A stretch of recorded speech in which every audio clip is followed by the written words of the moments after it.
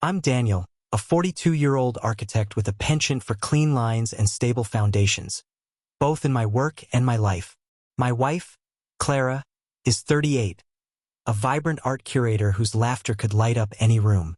We've been married for 12 years, and our life in Portland felt like a well-designed blueprint.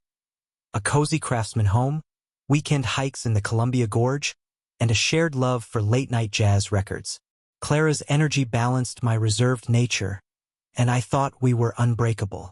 But lately, there's been a subtle shift. She's been distant, her phone buzzing more than usual, her excuses for late nights at the gallery flimsier. I brushed it off, work stress, I told myself.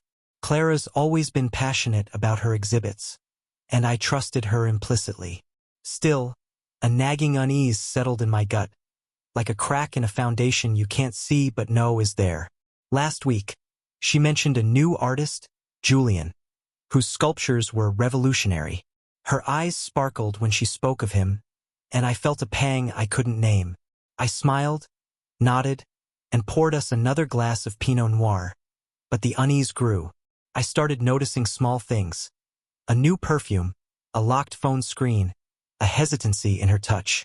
I told myself I was paranoid, that love doesn't erode so quietly. But then, yesterday, I found a receipt in her coat pocket for a dinner at a romantic bistro, dated a night she'd claimed to be working late. The table was for two. My heart thudded, but I didn't confront her. Not yet. I needed proof, not suspicions. I decided to watch, to wait, to see how deep this crack ran. That night, as Clara slept, I lay awake, staring at the ceiling, wondering if the life we'd built was a facade. The next morning, I woke with a plan.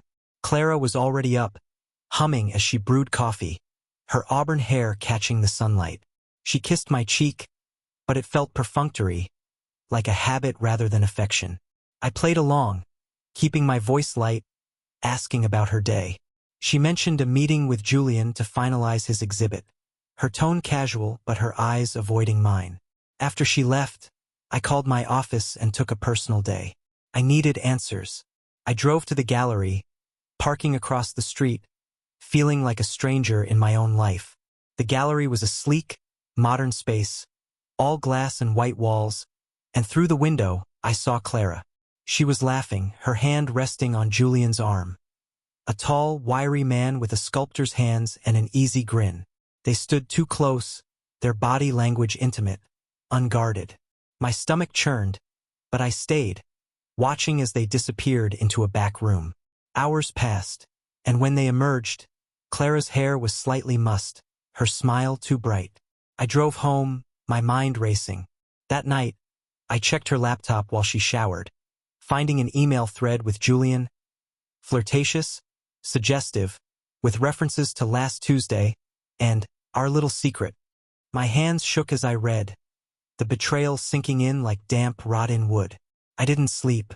Instead, I began to plan not just to confirm her infidelity but to understand why. I hired a private investigator, a discreet woman named Rachel, who promised results within a week. As I waited, I kept up appearances, cooking dinner, asking about Clara's day, all while the fracture in my heart widened. Each smile she gave me felt like a lie, and I wondered how long she'd been playing me for a fool. Rachel was efficient. By the third day, she sent me photos, Clara and Julian at a secluded cafe, their hands intertwined. Clara slipping into Julian's loft late at night, the two of them in an embrace outside the gallery. Each image was a dagger, slicing through the trust I'd built over a decade. Rachel's report detailed their routine. Stolen moments after gallery hours, clandestine dinners, and visits to Julian's loft when Clara claimed to be at networking events. The investigator even intercepted text messages, coy and intimate, planning their next rendezvous. I sat in my study, the photos spread across my desk, and felt a cold rage settle in. Clara wasn't just straying. She was living a parallel life, one where I didn't exist. I thought back to our early years, how she'd sketch me while I worked, how we'd dance in our living room to Coltrane. Had that Clara ever been real? I didn't confront her yet. I needed to be sure, to let the evidence pile up until denial was impossible. Meanwhile, I kept my routine, kissing her goodbye each morning, though the act felt hollow. I started digging deeper, accessing our joint bank account, finding unexplained withdrawals. Hundreds of dollars spent on hotels and gifts I'd never seen. I even found a hidden credit card statement in her name, with charges for lingerie and weekend getaways I knew nothing about. The betrayal wasn't just emotional. It was financial, a deliberate dismantling of our shared life. I began to see Clara differently, her warmth now a mask, her laughter a performance. Yet, I loved her still, and that contradiction tore at me. I decided to follow her myself one night, needing to witness the truth with my own eyes, to feel the weight of her deception firsthand. It was a Thursday, and Clara said she had a late meeting. I nodded, said I'd be working on a project, and waited until her car pulled away. I followed at a distance, my heart pounding as I trailed her to Julian's loft in the Pearl District. The building was industrial, with large windows that glowed against the night. I parked a block away and watched as Clara entered, her silhouette merging with Julian's in a second-floor window. They were close, too close, their movements unmistakable even from a distance. I sat there for 2 hours, the cold seeping into my bones, watching as the lights dimmed, then brightened again. When Clara emerged, her coat wrapped tightly around her, she looked around nervously before driving off. I didn't follow her home. Instead, I drove to a bar, ordered a whiskey, and let the burn of it steady my shaking hands. The bartender, a grizzled man named Mike, noticed my silence and asked if I was okay. I didn't answer, just sipped and thought. The betrayal was undeniable now, a living thing that had taken root in our marriage. I realized Clara hadn't just broken a vow. She'd rewritten our story, casting me as the oblivious fool. Back home, I found her asleep, her face peaceful, and I felt a surge of anger mixed with grief. I didn't wake her. Instead, I began to plan my revenge. Not impulsive, not petty, but something precise, devastating, that would make her feel the depth of her betrayal. I wanted her to know the cost of her choices, to see the wreckage she'd left behind. The next day, I met with Rachel again, asking her to dig into Julian's life, his finances, his past, anything I could use. I wasn't just gathering evidence anymore. I was building a trap. Rachel's final report was a goldmine. Julian wasn't just an artist. He was a con man with a trail of debts and scorned lovers. He'd been using Clara, leveraging her connections to secure gallery space and wealthy buyers, all while siphoning money from her accounts. Rachel found evidence of wire transfers from Clara to Julian, thousands of dollars, funneled under the guise of art investments. Julian had a history of this, charming women, draining their resources, then disappearing. Clara, it seemed, was his latest mark, but that didn't soften the blow. She'd chosen him, lied to me, and funded his schemes with our money. I felt a twisted relief. Her betrayal wasn't about love but manipulation, which made my plan easier to justify. I decided my revenge would be twofold: expose Julian's fraud to ruin his career, and make Clara face the public humiliation of her choices. I started by contacting a journalist friend, Emily, who worked for a local arts magazine. I fed her Rachel's findings anonymously, framing Julian as a predator exploiting the art world. Emily was eager, promising a feature that would dismantle his reputation. Next, I planned Clara's reckoning. I rented a small gallery space under a pseudonym and began organizing a surprise exhibit for her, inviting her colleagues, friends, and clients. The exhibit would showcase art I'd create, large-scale prints of her text messages with Julian, receipts, and photos, arranged like a narrative of betrayal. I'd present it as a commentary on trust, letting her walk into her own exposure. As I worked, I kept up the facade at home, cooking her favorite meals, asking about her day, all while my heart hardened. Clara noticed nothing, her guilt buried under smiles. The exhibit was a week away, and I felt a grim satisfaction knowing she'd soon see the cost of her lies. The days leading up to the exhibit were a study in restraint. I moved through our home like a ghost, cooking Clara's favorite rosemary chicken, pouring her wine, and nodding as she rambled about her latest gallery project. Her obliviousness fueled my resolve. Each smile she gave me was a reminder of her duplicity, and I channeled that into perfecting my plan. The gallery space I'd rented was a raw, industrial loft, perfect for the stark exposure I intended. I spent nights there, printing massive canvases of Clara's text messages with Julian, flirtatious, coy, damning. I paired them with blown-up receipts of her secret dinners and hotel stays, arranging them in a chronological arc that told the story of her betrayal. The centerpiece was a photo of them embracing outside Julian's loft, pixelated to art-like abstraction but unmistakable to anyone who knew them. I titled the exhibit Fractured Vows, a nod to the life she'd shattered. Meanwhile, Emily's article on Julian was taking shape. She called me, excitement in her voice, saying she'd uncovered more. Julian had defrauded 2 other galleries in Seattle and owed back taxes. The piece would run the day of the exhibit, ensuring his ruin coincided with Clara's. I felt no pity for him.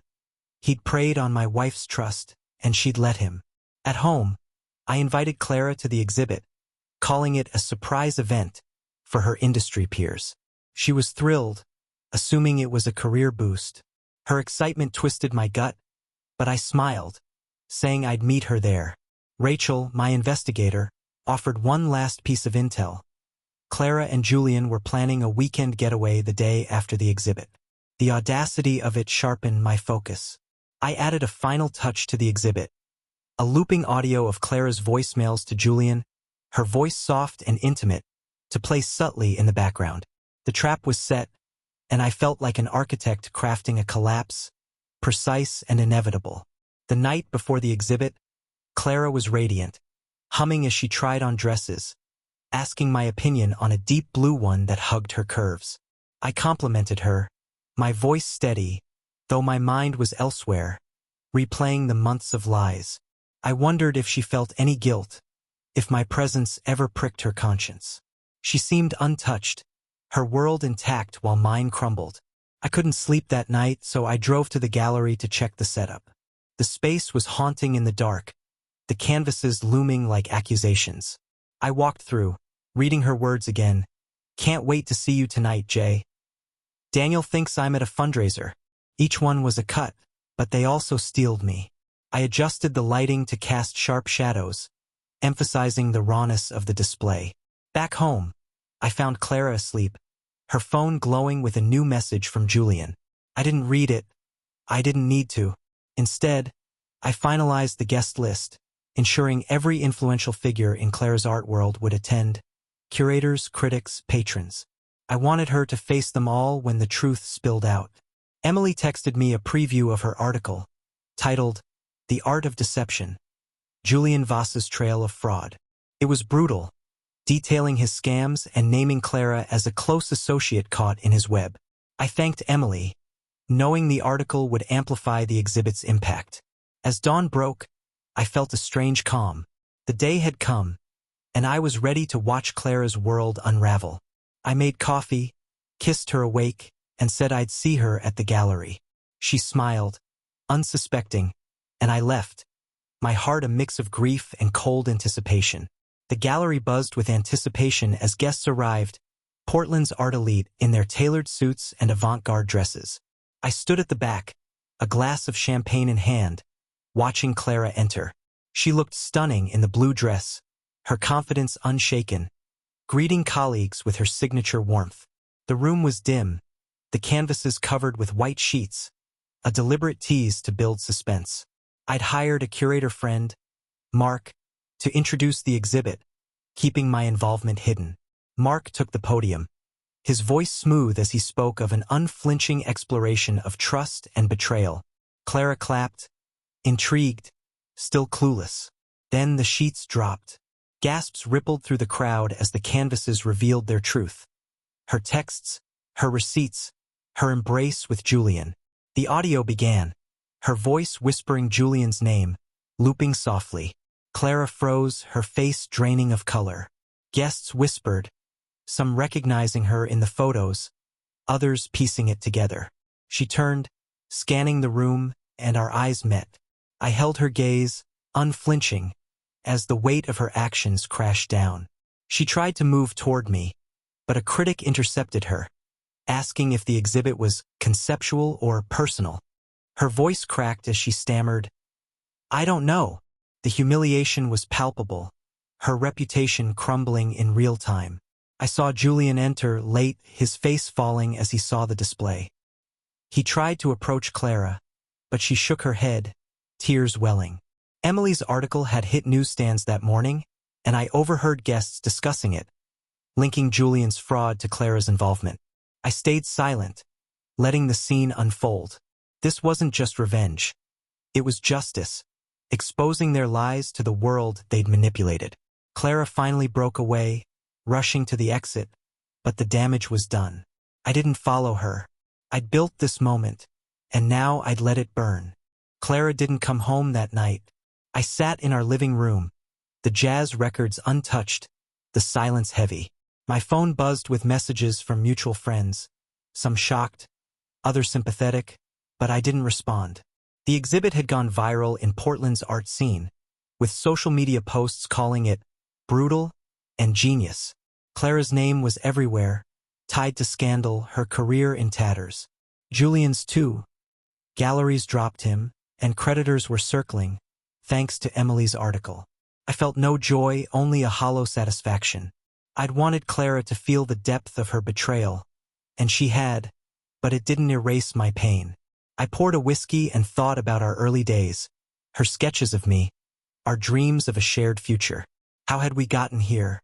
Around midnight, Clara texted, "I'm at my sister's. I'm sorry.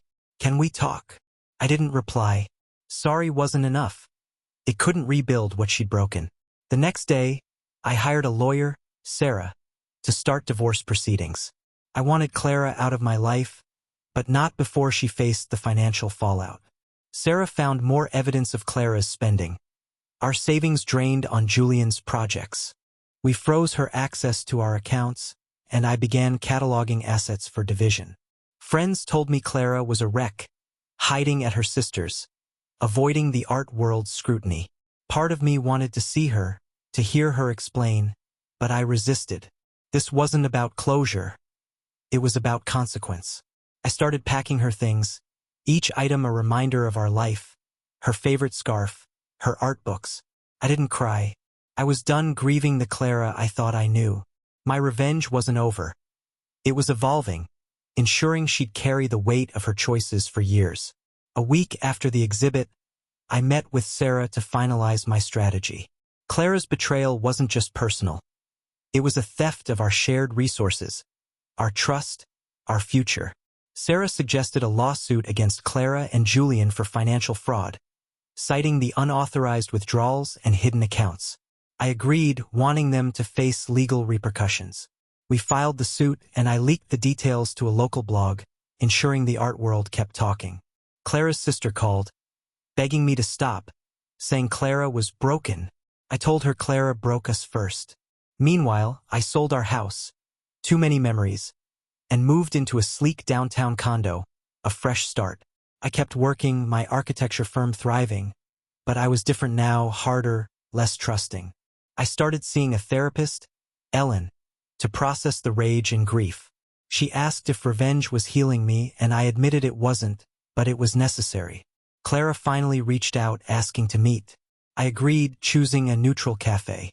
She looked gaunt, her eyes red, her confidence gone. She apologized, saying Julian manipulated her, that she was lost in his charm.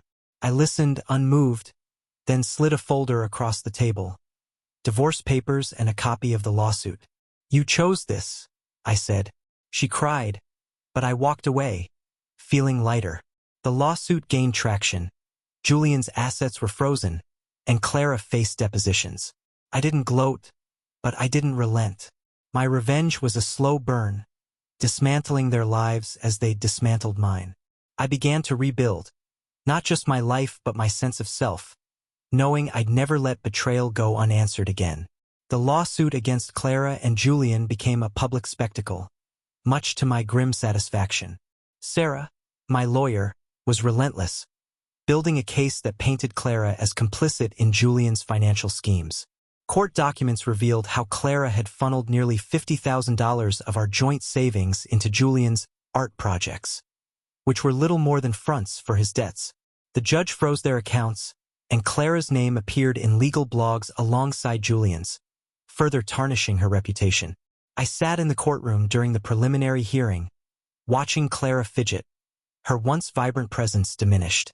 Julian, in a cheap suit, avoided her gaze, his charm replaced by desperation. Sarah presented evidence of their communications, emails where Julian coached Clara on hiding transactions, texts promising her a new life once his big break came. I felt a cold vindication. This wasn't just about money, but about exposing their shared delusion. Clara's lawyer argued she was a victim, manipulated by Julian, but the judge was unmoved, citing her active role. Outside the courthouse, reporters swarmed, and I saw Clara shield her face, the cameras capturing her shame. I didn't speak to the press. The facts spoke for me. Back at my condo, I pored over the case files, each page a reminder of Clara's betrayal. Friends stopped asking me to forgive her. The scope of her actions was undeniable. I began to see the lawsuit as more than revenge. It was reclamation, a way to take back what she'd stolen. Ellen, my therapist, warned me about fixation, but I brushed it off. This was justice, not obsession. As the trial date neared, I prepared to testify, ready to face Clara in court and ensure she understood the cost of her choices. My life was moving forward, but I wouldn't let her escape the past. The trial was a crucible. I took the stand on the second day, the courtroom packed with art world insiders and curious locals. Clara sat at the defendant's table, her eyes downcast, while Julian fidgeted beside her. Sarah had prepped me thoroughly, and I spoke clearly, detailing our marriage, Clara's secrecy, and the financial devastation I'd uncovered. I presented bank statements, the hidden credit card, and Rachel's photos, each piece tightening the noose. When I described finding the bistro receipt, my voice caught, not from sadness but from the memory of my trust fracturing. The jury listened intently, and I saw sympathy in their faces. Clara's lawyer cross-examined me, suggesting I'd been controlling, driving her to Julian. I countered calmly, citing our shared dreams, my support for her career. The lie fell flat. When Clara testified, she was a shadow of herself, admitting her affair but insisting Julian coerced her into the financial dealings. Her tears didn't sway me. They felt performative, like her smiles had been. Julian's testimony was worse, evasive, blaming Clara for pushing him. The betrayal between them was palpable, their alliance crumbling under scrutiny. The trial lasted a week, and I attended every session, watching their lives unravel. The jury deliberated for only a day before ruling in my favor. Clara and Julian were ordered to repay $60,000, including damages, and Julian faced additional fraud charges. Clara's career was over. No gallery would touch her. As the gavel fell, I felt no triumph, only closure. I left the courthouse alone, the Portland rain washing over me, and drove to my condo, ready to leave this chapter behind. But a part of me knew Clara's suffering wasn't done. My final act was still to come. Clara's fall was complete in the weeks after the trial. The art world, once her sanctuary, turned its back. Invitations to galas and openings dried up, and her name became synonymous with scandal. I heard through mutual friends that she'd moved to a small apartment, her sister covering rent. She tried to freelance, but clients shunned her, wary of the taint. Julian vanished, reportedly fleeing to avoid creditors, leaving Clara to face the wreckage alone. I didn't track her movements. I didn't need to. Portland's gossip mill kept me informed, each story a brick in the wall of her isolation. I focused on my new life, designing a community center that earned praise in architecture circles. My condo became a haven, filled with clean lines and quiet. Yet I wasn't done with Clara. My final revenge was subtle but devastating. I donated a collection of her old sketches, intimate drawings from our early years, to a local museum, under the condition they be displayed with a plaque detailing her artistic and personal controversies. The museum agreed, eager for the buzz. When the exhibit opened, I attended anonymously, watching curators discuss Clara's talent and her tragic fall. The plaque was merciless, linking her to Julian's fraud and my lawsuit. Visitors whispered, and I imagined Clara hearing about it, her past weaponized against her. I didn't gloat. I felt nothing. Ellen asked if this was enough, if I could let go. I said I was close. The donation wasn't just spite. It was a way to erase Clara's hold on my memories, turning her art into a public cautionary tale. I began dating again, cautiously, a woman named Lena who shared my love for jazz. Life was rebuilding, but Clara's shadow lingered, a reminder of what I'd survived. 3 months after the trial, a letter arrived at my condo, handwritten, in Clara's looping script. I almost tossed it, but curiosity won. She wrote from a place of raw honesty, or so it seemed, apologizing not just for the affair but for losing herself in Julian's promises. She admitted she'd been dazzled by his vision, believing he'd elevate her career, and that she'd justified her lies to protect me. It was a confession, not a defense, and she didn't ask for forgiveness. She was in therapy, working a low-level admin job, trying to rebuild. The letter ended with a wish for my happiness. I read it twice, searching for manipulation, but found none. For the first time, I saw Clara not as my betrayer but as a flawed human, caught in her own weaknesses. It didn't soften my heart, but it shifted something. I didn't respond. There was nothing to say. Instead, I filed the letter away, a relic of a life I'd left behind. The museum exhibit was still drawing crowds, and I heard Clara had visited, standing silently before her sketches. I wondered what she felt, seeing her past enshrined in shame. My revenge had worked. Her career, her social standing, her confidence were gone. Yet, I felt a creeping emptiness. Revenge had been a scaffolding, holding me up through the pain, but now it was dismantled, and I faced the void of moving on. Lena noticed my quietness, and I opened up to her about Clara, the first time I'd shared the full story.